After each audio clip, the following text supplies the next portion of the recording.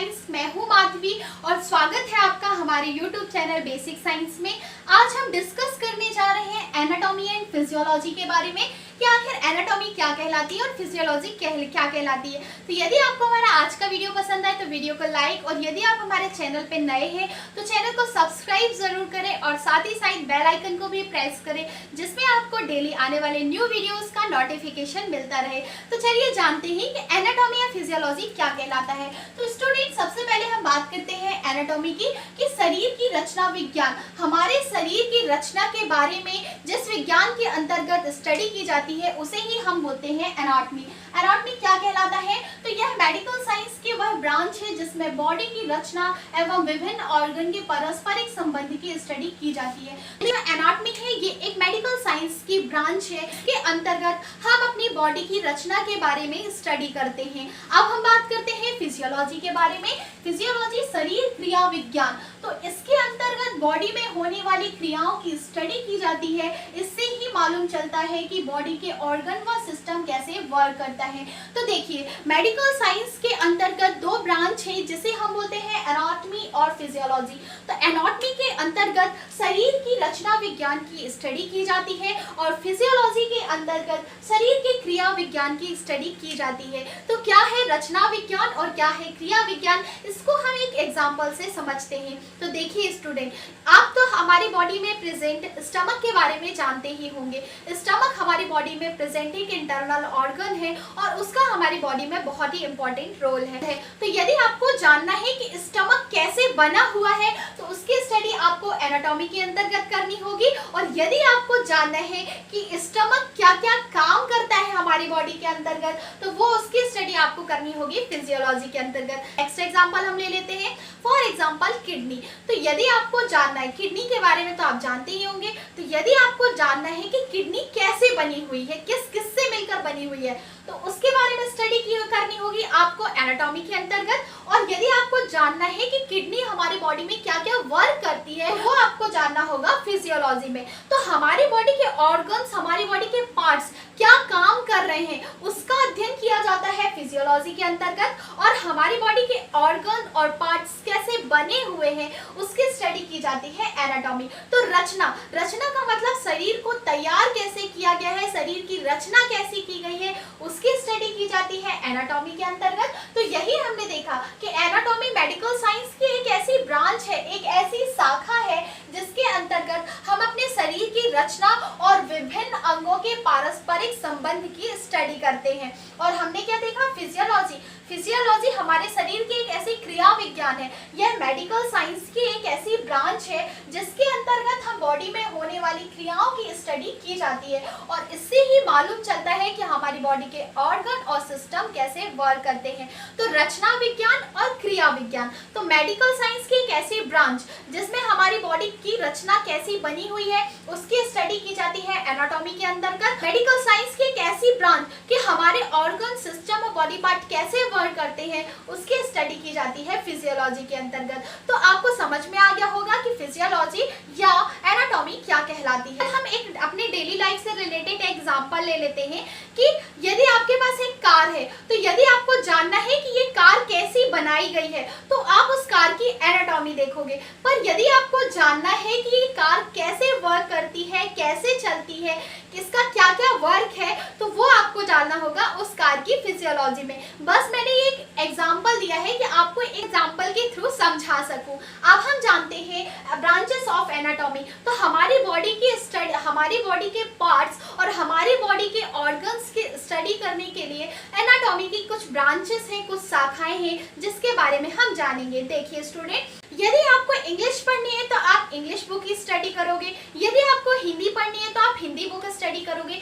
ऐसे ही हमारी बॉडी में बहुत सारे ऑर्गन्स हैं, बहुत सारे बॉडी पार्ट्स हैं। तो स्टूडेंट, उन अलग अलग बॉडी पार्ट्स और उन अलग अलग ऑर्गन्स के बारे में स्टडी करने के लिए हमको अलग अलग ब्रांचेस की स्टडी की जाती है। तो ये समझते हैं कि आखिर किस बॉडी पार्ट्स की किस ब्रांच में स्टडी की जाती है। तो देखिए स्टूडेंट, सबसे पहले आता है माइकोलॉजी के अंतर्गत हम मांसपेशियों मतलब मसल्स की स्टडी करते हैं। तो आपको मालूम है कि हमारी बॉडी में मसल्स भी पाई जाती हैं, बोन्स भी पाई जाती है।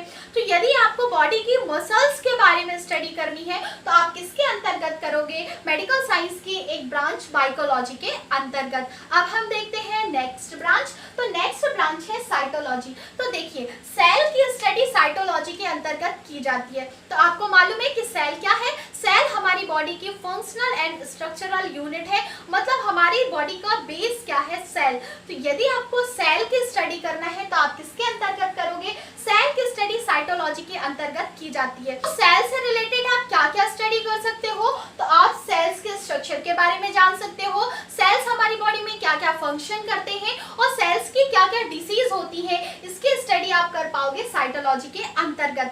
अब हम देखते हैं नेक्स्ट ब्रांच के बारे में। नेक्स्ट ब्रांच है हिस्टोलॉजी। तो हिस्टोलॉजी के अंतर्गत स्टूडेंट टिश्यू की स्टडी की जाती है। आपको मालूम है कि सेल से टिश्यू का निर्माण करते हैं। तो यदि आपको टिश्यू की स्टडी करना है तो आप किसके अंतर्गत करोगे? हिस्टोलॉजी। तो यदि आपको टिश्यू का स्ट्रक्चर जानना है या टिश्यू का वर्क जानना है या टिश्यू की डिसीज के बारे में जानना है तो आप किसके अंतर्गत कर सकते हो स्टडी? हिस्टोलॉजी के अंतर्गत। तो हिस्टोलॉजी भी टू टाइप से होता है, एक होता है नॉर्मल हिस्टोलॉजी, एक होता है पैथोलॉजिक हिस्टोलॉजी। तो नॉर्मल हिस्टोलॉजी के अंतर्गत हम एक स्वस्थ टिश्यू की स्टडी करते हैं और जो पैथोलॉजिक हिस्टोलॉजी होती है उसके अंतर्गत हम रोगग्रस्त टिश्यू की स्टडी करते हैं। तो यदि एक स्वस्थ ऊतक है, एक स्वस्थ टिश्यू है तो उसकी स्टडी करेंगे हम नॉर्मल हिस्टोलॉजी के अंतर्गत, और यदि एक रोगग्रस्त टिश्यू है तो उसकी स्टडी हम करेंगे पैथोलॉजिक हिस्टोलॉजी के अंतर्गत। में आप एक और बात याद रखिएगा कि ये जो हिस्टोलॉजी है या एक साइटोलॉजी है ये माइक्रोस्कोपिक एनाटॉमी के अंतर्गत आती है। अब क्यों आती है माइक्रोस्कोपिक एनाटॉमी के अंतर्गत? क्योंकि स्टूडेंट, ये जो सेल होते हैं या जो टिश्यू होते हैं ये बहुत ही सूक्ष्म संरचनाएं होती हैं, इसे हम नग्न आंखों से नहीं देख सकते। तो इन्हें देखने के लिए माइक्रोस्कोप की जरूरत होती है। यदि आपको सेल्स भी देखना है तो आप माइक्रोस्कोप से ही उसकी स्टडी कर पाएंगे, और यदि आपको टिश्यू की स्टडी करना है तो भी आप माइक्रोस्कोप से इसका स्टडी कर पाएंगे। सेल्स की स्टडी या टिश्यू की स्टडी माइक्रोस्कोप के थ्रू की जाती है। अब हम जानते हैं नेक्स्ट ब्रांच मेडिकल साइंस की ऑर्गेनोलॉजी। तो हमारी बॉडी में बहुत सारे ऑर्गन प्रेजेंट होते हैं, तो ऑर्गन्स की स्टडी की जाती है ऑर्गेनोलॉजी के अंतर्गत। तो इसके अंतर्गत प्राथमिक tissue, epithelial tissue, connective tissue, muscular tissue, nervous tissue से बने बॉडी ऑर्गन्स की स्टडी की जाती है। तो देखिए, हमारी जो बॉडी ऑर्गन्स है वो किससे बने होते हैं? टिश्यू से। आपको मालूम है कि सेल टिश्यू का निर्माण करती है और टिश्यू ही क्या करते हैं? हमारी बॉडी ऑर्गन्स का निर्माण करते हैं। तो हमारी बॉडी ऑर्गन्स के बारे में यदि आप ले लीजिए, एक स्टमक के बारे में आपको स्टडी करना है तो आप किसके अंतर्गत करेंगे? ऑर्गेनोलॉजी के अंतर्गत। फिर वो स्टमक किन किन टिश्यूओं से बना हुआ है, क्या क्या फंक्शन है, तो ये सारे आप स्टडी करेंगे ऑर्गेनोलॉजी के अंतर्गत। अब हम बात करते हैं रेडियोलॉजिकल एनाटॉमी। तो रेडियोलॉजिकल एनाटॉमी क्या कहलाता है? तो स्टूडेंट, रेडियोलॉजिकल एनाटॉमी के अंतर्गत एक्सरे फिल्म द्वारा ऑर्गन के आपसी संबंध को देखकर उनके दोषों की स्टडी की जाती है। आपने कभी देखा होगा कि यदि एक्सीडेंट हो जाए और हमारी बॉडी पार्ट में फ्रैक्चर हो जाए तो हम हॉस्पिटल जाते हैं और वहां पे एक्सरे कराते हैं। तो एक्सरे फिल्म के द्वारा हमारे बॉडी पार्ट्स का एक्सरे किया जाता है, फिर उसके बाद देखा जाता है कि हमारी बॉडी में कौन सा पार्ट फ्रैक्चर है या हमारी बॉडी की कौन सी बोन्स फ्रैक्चर है और किस टाइप का फ्रैक्चर है। तो ये सब किसके द्वारा स्टडी की जाती है? रेडियोलॉजिकल के द्वारा ही हम उस डिसीज का मालूम कर पाते हैं। तो एक्सरे फिल्म की स्टडी किसके अंतर्गत की जाती है? रेडियोलॉजिकल एनाटॉमी के अंतर्गत। इसमें किस टाइप की डिसीज उत्पन्न होती है, किस टाइप का फ्रैक्चर उत्पन्न होता है, ये देखा जाता है रेडियोलॉजिकल एनाटॉमी के अंतर्गत। स्टूडेंट, हम इसमें कुछ और एनाटॉमी ब्रांचेस के बारे में समझ लेते हैं। तो हम देखते हैं डेवलपमेंटल एनाटॉमी। तो डेवलपमेंटल एनाटॉमी क्या कहलाता है? तो स्टूडेंट, डेवलपमेंटल एनाटॉमी एक ऐसी एनाटॉमी है जिसके अंतर्गत बच्चा गर्भ में होता है, भ्रूण अवस्था में होता है, भ्रूण अवस्था से लेकर बच्चे के जन्म तक की जो स्टडी की जाती है वो डेवलपमेंटल एनाटॉमी के अंतर्गत की जाती है। तो आपको समझ में आ गया होगा कि जब बच्चा माँ के गर्भ में होता है, भ्रूणी अवस्था में होता है, अवस्था से प्रेगनेंसी तक के टाइम की जो बच्चे की स्टडी की जाती है वो की जाती है किसमें? डेवलपमेंटल एनाटॉमी के अंतर्गत। मतलब 9th मंथ जो बच्चे की स्टडी की जाती है वो की जाती है डेवलपमेंटल एनाटॉमी के अंतर्गत। तो ये जो डेवलपमेंटल एनाटॉमी होती है इसके भी कुछ ब्रांचेस होती हैं। तो फर्स्ट होती है एम्ब्रियोलॉजी एनाटॉमी। तो एम्ब्रियोलॉजी एनाटॉमी के द्वारा किसकी स्टडी की जाती है? जानते हैं कि एम्ब्रियोलॉजी के अंतर्गत किसकी स्टडी की जाती है। तो एम्ब्रियोलॉजी एम्ब्रियोनिक स्टेज में होने वाले विकास की स्टडी की जाती है। तो देखिए स्टूडेंट, एम्ब्रियोनिक स्टेज क्या कहलाती है? तो जो भ्रूणीय अवस्था, जो प्रेगनेंसी के दौरान जो भ्रूणीय अवस्था होती है उसकी स्टडी की जाती है एम्ब्रियोलॉजी के अंतर्गत। पर हम जो ह्यूमन है, हमारे ह्यूमन में क्या देखा जाता है एम्ब्रियोलॉजी के अंतर्गत? तो ह्यूमन में यह स्टडी एम्ब्रियोनिक लाइफ के 8 वीक तक ऑर्गन सिस्टम के विकास की स्टडी की जाती है। तो देखिए हम जो ह्यूमन है, ह्यूमन में प्रेगनेंसी के दौरान जो 8 वीक की प्रेगनेंसी होती है, जिसको हम बोलते हैं 2 मंथ की जो प्रेगनेंसी होती है, उसकी स्टडी की जाती है एम्ब्रियोलॉजी के अंतर्गत। तो एम्ब्रियोलॉजी में देखा जाता है कि 8 वीक की प्रेगनेंसी में बच्चे की कितनी ग्रोथ हुई है, बच्चे के ऑर्गन्स का कितना विकास हुआ है, सिस्टम का कितना विकास हुआ है। ह्यूमन में 8 वीक के एम्ब्रियोनिक लाइफ की स्टडी की जाती है एम्ब्रियोलॉजी के अंतर्गत। तो मतलब जो भ्रूणीय अवस्था होती है, माँ के गर्भ में जो भ्रूणीय अवस्था होती है, 8 सप्ताह तक की जो भ्रूणीय अवस्था होती है उसकी स्टडी की जाती है स्टूडेंट एम्ब्रियोलॉजी के अंतर्गत। अब हम देखते हैं नेक्स्ट ब्रांच फीटल एनाटॉमी। तो 8 सप्ताह के बाद की जो प्रेगनेंसी होती है उसकी स्टडी की जाती है किसके अंतर्गत? फीटल एनाटॉमी के अंतर्गत। और उसमें भी देखा जाता है कि बच्चा कैसा विकास कर रहा है, बच्चे के कैसे ऑर्गन्स डेवलप हो रहे हैं। तो देखिए हमने क्या देखा एम्ब्रियोलॉजी स्टार्टिंग से लेके 8 वीक तक की स्टडी की जाती है एम्ब्रियोलॉजी में। और जो फीटल एनाटॉमी होती है तो 8 वीक के बाद बच्चे के जन्म तक की जो स्टडी की जाती है वो किसमें की जाती है? फीटल एनाटॉमी के अंतर्गत की जाती है। उम्मीद है आपको समझ में आ गया होगा। अब हम नेक्स्ट देखते हैं टेरेटोलॉजी। टेरेटोलॉजी क्या कहलाता है? तो भ्रूण के असामान्य विकास की स्टडी की जाती है किसके अंतर्गत? टेरेटोलॉजी के अंतर्गत। यदि स्टूडेंट भ्रूण में कोई असामान्य विकास है, जैसे भ्रूण का कोई ब्रेन पूरा नहीं बन पाया है, हार्ट नहीं बन पाया है, भ्रूण का कोई ऑर्गन्स पूरा डेवलप नहीं हो पाया, तो 9th मंथ की प्रेगनेंसी के दौरान जो भ्रूण में कोई ऐसी विकृति उत्पन्न होती है या कोई भ्रूण का असामान्य विकास होता है उसकी स्टडी की जाती है टेरेटोलॉजी के अंतर्गत। अब हम देखते हैं जेनेटिक्स नेक्स्ट ब्रांच। तो देखिए जेनेटिक्स के अंतर्गत हमारी बॉडी के जीन्स और क्रोमोसोम की स्टडी की जाती है।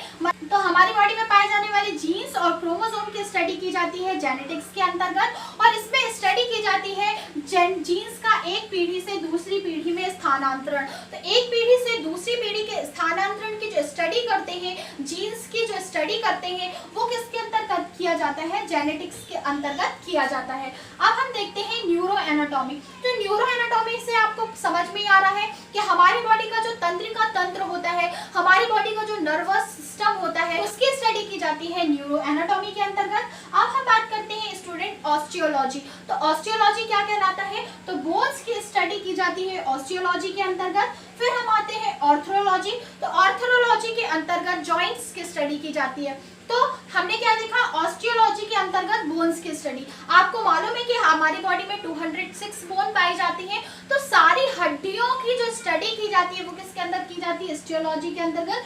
और जो हड्डियां जॉइंट्स का निर्माण करती है, फॉर एग्जांपल 2 बोन्स मिलकर के एल्बो जॉइंट्स का निर्माण कर रही हैं, तो जॉइंट्स की स्टडी की जाती है किसके अंतर्गत? ऑर्थोलॉजी के अंतर्गत। क्या क्या देखा? हमने देखा एम्ब्रियोलॉजी, प्रेगनेंसी के बाद 8 मंथ की जो एम्ब्रियोनिक लाइफ होती है उसकी स्टडी की जाती है एम्ब्रियोलॉजी के अंतर्गत। फिर हमने देखा फीटल एनाटॉमी। तो 8 वीक के बाद की स्टडी की जाती है किसके अंतर्गत? फीटल एनाटॉमी के अंतर्गत। मतलब 8 वीक के बाद बच्चे के जन्म तक की जो स्टडी की जाती है वो किसके अंतर्गत की जाती है? फीटल एनाटॉमी के अंतर्गत।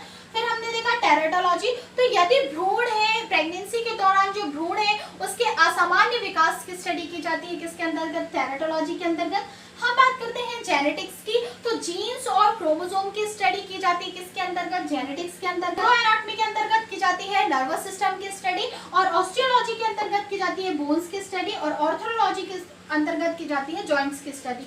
और एक आता है माइक्रोस्कोपिक एनाटॉमी। तो माइक्रोस्कोपिक एनाटॉमी के अंतर्गत किसकी स्टडी की जाती है? तो स्टूडेंट हमारी बॉडी में कुछ ऐसे पार्ट्स होते हैं जिसे हम नग्न आंखों से नहीं देख सकते, तो उसकी स्टडी करने के लिए हम माइक्रोस्कोपिक एनाटॉमी के अंतर्गत करते हैं। तो उम्मीद है आपको हमारी आज की क्लास समझ में आई होगी। तो आज की हमारी क्लास यहीं तक। Thank you.